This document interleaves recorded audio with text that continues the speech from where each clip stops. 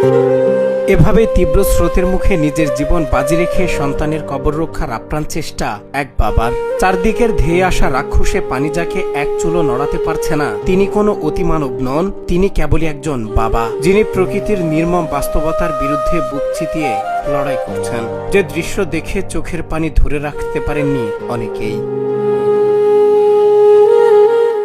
মানুষ বন্যায় নিজের ঘর আর শেষ সম্বলটুকু বাঁচায়, কিন্তু এই বাবা বাঁচানোর চেষ্টা করছেন তার কলিজার টুকরো সন্তানের শেষ চিহ্নটি, যেখানে পরম শান্তিতে ঘুমিয়ে আছে তার আদরের সন্তান। সেই কবরটি গ্রাস করতে ধেয়ে আসছে পানির উত্তাল ঢেউ। একদিকে নিজের জীবনের চরম ঝুঁকি, অন্যদিকে মৃত সন্তানের প্রতি সীমাহীন ভালোবাসা। এই দুয়ের মাঝে দাঁড়িয়ে এক বাবার একাকী লড়াই আজ স্তব্ধ করে দিয়েছে সবাইকে।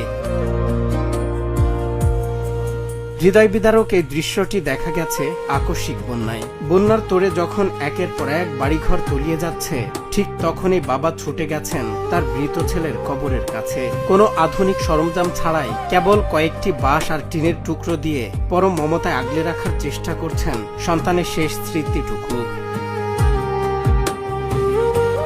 নিরাপদ আশ্রয়ের খোঁজে ছুটতে থাকা মানুষগুলো বাবার এই মরিয়া চেষ্টা দেখে চোখের পানি ধরে রাখতে পারেননি। স্থানীয়রা বলছেন, সন্তানের প্রতি বাবার ভালোবাসা যে কতখানি নিঃস্বার্থ হতে পারে, এই দৃশ্য তার এক জীবন্ত উদাহরণ। সামাজিক যোগাযোগ মাধ্যমে এই ভিডিওটি ভাইরাল হতেই শেয়ার করে কোটি মানুষ আজ এই বাবার ভালোবাসাকে ধন্যবাদ জানাচ্ছেন।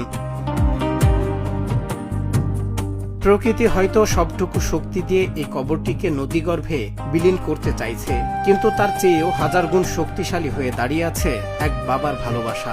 এই বন্যা হয়তো একদিন নেমে যাবে, কিন্তু স্রোতের বিপরীতে দাঁড়িয়ে থাকা এই বাবার আকুলতা কি কোনোদিন মুছতে পারবে? সন্তানের জন্য বাবার এই আত্মত্যাগের মূল্য কি আসলেই কোনো কিছু দিয়ে শোধ করা সম্ভব?